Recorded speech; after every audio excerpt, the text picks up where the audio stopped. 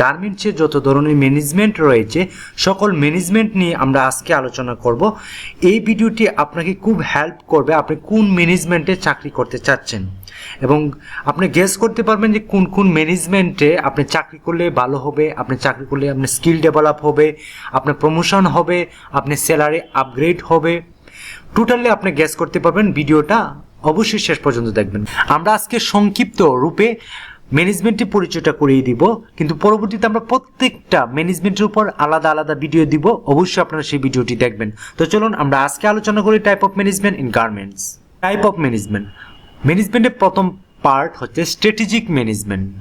Strategic ম্যানেজমেন্টটা কি? আসলে এটা হচ্ছে একটি কৌশলগত একটা ম্যানেজমেন্ট, যারা কোম্পানিটিকে কৌশলগতভাবে বিভিন্ন ধরনের সমস্যা বা উন্নয়নমূলক কাজ করে থাকে। Strategic management looks at an organization overall strategy formation and execution with the goal of growing and sustaining competitive advantage.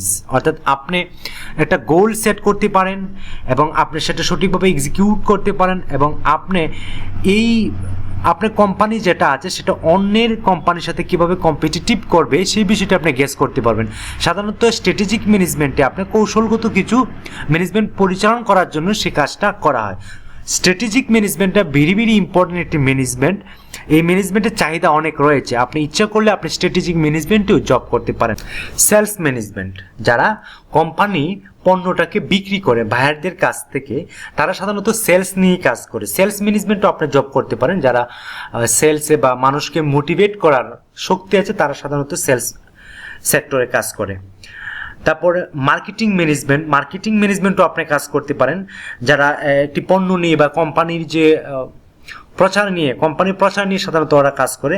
Management of marketing strategics products brands and promotion, অর্থাৎ একটি কোম্পানিকে কীভাবে প্রচার করা যায়, পণ্যটাকে কীভাবে বিক্রি করা যায়, কীভাবে প্রমোশন করা যায়, কোম্পানির ভ্যালুটা কীভাবে ব্র্যান্ড হিসাবে পরিচিত করা যায়, সেই নিয়ে সাধারণত মার্কেটিং ডিপার্টমেন্ট কাজ করে। তারপর পাবলিক রিলেশনস ম্যানেজমেন্ট, অর্থাৎ management communication between an organization and the public, অর্থাৎ পাবলিক এবং অর্গানাইজেশন দুজন সাথে কিভাবে কমিউনিকেশন করা যায়। অর্থাৎ কিছু কিছু কাজ আছে যেটা পাবলিকের দ্বারা করা হয়। পাবলিক রিলেশন সম্পর্কিত কিছু কাজ রয়েছে গার্মেন্টস এবং টেক্সটাইলে। সো আপনি যদি পাবলিক রিলেশনে কাজ করতে পারেন, এটি একটি ডেস্ক ওয়ার্ক কাজ, খুবই একটি আরামদায়ক কাজ, সেই কাজটাও আপনি করতে পারেন। পাবলিক রিলেশনস ম্যানেজমেন্টটা খুব একটি ভালো একটি management. Operation management, very very important একটা বিষয়। Operator management, the management of production of goods and service.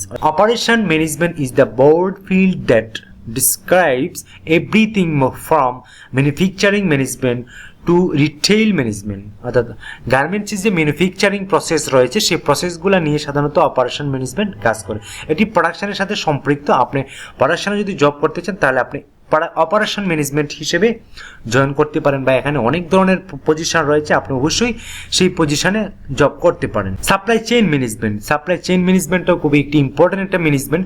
Managing the process of moving product or service from supplier to customer. অর্থাৎ সাপ্লাই চেইন ম্যানেজমেন্ট সাধারণত প্রসেসগুলো নিয়ে কাজ করে, product নিয়ে কাজ করে, প্রোডাক্ট সার্ভিস নিয়ে কাজ করে।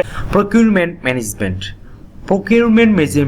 Management, managing the acquisition of goods and service from external source। অর্থাৎ আপনি ফেব্রিক বা পণ্য যেখান থেকে কালেকশন করেন বা বিক্রয় করেন, সেই ক্রয়কৃত যে লেনদেনটা করেন সাধারণত তারাই প্রকিউরমেন্ট ম্যানেজমেন্টটা কন্ট্রোল করে, যেমন র store, finish store, accessory. Financial and accounting management, managing financial, অর্থাৎ আপনি অর্থনীতিটা কীভাবে কন্ট্রোল করবেন, স্যালারি রয়েছে, তারপর পণ্যের দাম। অ্যাকাউন্টিং যারা ডিপার্টমেন্টে কাজ করতে চান তারা অ্যাকাউন্টিংয়ে মাস্টার্স করতে পারেন, তাদের জন্য এই ডিপার্টমেন্টটা বা এই ম্যানেজমেন্টটা আপনার ভালো হতে পারে। সো এটার মধ্যে আপনি কাজ করতে পারেন। Human resource management, HR department সাধারণত কর্মী নিয়োগ দেওয়া, ট্রেনিং করা, তাদেরকে ডেভেলপ করা, তাদেরকে পুরস্কৃত করা, প্রমোশন দেওয়া, পদোন্নতি করা। এইচআর ডিপার্টমেন্টটা ডেস্ক ওয়ার্কের কাজ। আপনি ইচ্ছে করলে যদি এইচআর ডিপার্টমেন্টে বেছে নিতে পারেন, আপনি এইচআরের কাজটা ভালো আছে, সেই কাজটাও অনেকটা চাহিদাপূর্ণ একটি কাজ, আপনি সেই কাজটাও করতে পারেন। এইচআর ডিপার্টমেন্টেও বা ম্যানেজমেন্টে আপনি জয়েন করতে পারেন। Informing technology management, managing information technology themes and process, অর্থাৎ টেকনোলজি বিষয় নিয়ে কাজ করে, যেমন computer, MIS, MIS that's mean management information system নিয়ে তারা কাজ করে। R&D ম্যানেজমেন্ট অর্থাৎ research and development management, the management of research and development process and trims, অর্থাৎ আপনাকে অবশ্যই একটি কোম্পানির প্রসেস, যে কোনো প্রসেস আপনাকে অবশ্যই ডেভেলপ করার জন্য চিন্তা ভাবনা করতে হবে এবং রিসার্চ করতে হবে। R&D ম্যানেজমেন্টও আপনি ভালো একটি কাজ করতে পারেন। ইঞ্জিনিয়ারিং ম্যানেজমেন্ট, যারা আই ডিপার্টমেন্টে কাজ করে, managing the application of engineering to business solution, for example new product development, manufacturing and construction, অর্থাৎ একটি প্রোডাকশনকে কীভাবে ডেভেলপ করা যায়, কীভাবে ইমপ্রুভ করা যায়, ম্যানুফ্যাকচারিং প্রসেসটাকে কীভাবে ডেভেলপ করা যায়, সেই বিষয়গুলো নিয়ে কাজ করে ইঞ্জিনিয়ারিং ম্যানেজমেন্ট। যেমন আই ডিপার্টমেন্ট রয়েছে, MIS ডিপার্টমেন্ট রয়েছে, প্ল্যানিং ডিপার্টমেন্ট রয়েছে। প্রোগ্রাম ম্যানেজমেন্ট দ্যাটস মিন যারা অনেক ধরনের প্রজেক্ট নিয়ে কাজ করে, বা একটা প্রোগ্রাম, বিভিন্ন প্রোগ্রাম হতে পারে একটি কোম্পানির, একটি গার্মেন্টস বা একটা টেক্সটাইল, সেই প্রোগ্রাম নিয়ে যারা কাজ করে তাদেরকে সাধারণত প্রোগ্রাম ম্যানেজমেন্ট বলা হয়। আপনি সেই প্রোগ্রাম ম্যানেজমেন্টেও কাজ করতে পারেন। তারপর প্রজেক্ট ম্যানেজমেন্টও সেম, আপনার বিভিন্ন ধরনের প্রজেক্ট রয়েছে, যেমন project managing is the planning, organization and control of project, অর্থাৎ যারা প্রজেক্টটাকে কন্ট্রোল করে, অর্গানাইজ করে তাদেরকে প্রজেক্ট ম্যানেজমেন্ট বলে। প্রজেক্ট ম্যানেজমেন্ট হিসেবে আপনি জয়েন করতে পারেন। রিস্ক ম্যানেজমেন্ট, যারা রিস্ক জোন নিয়ে কাজ করে তারা সাধারণত risk management. Change management applies a structured approach of to business change করতে পারে, অর্থাৎ আপনার বিভিন্ন ধরনের অর্গানাইজেশন টার্মস রয়েছে, সেটা আপনাকে চেঞ্জ করতে পারে। কোয়ালিটি ম্যানেজমেন্ট বুঝতে পারেন, যারা কোম্পানিকে ভালো রাখার চেষ্টা করে, পণ্যটাকে ভালো রাখার চেষ্টা করে, তারা সাধারণত কোয়ালিটি ম্যানেজমেন্ট বলা হয়।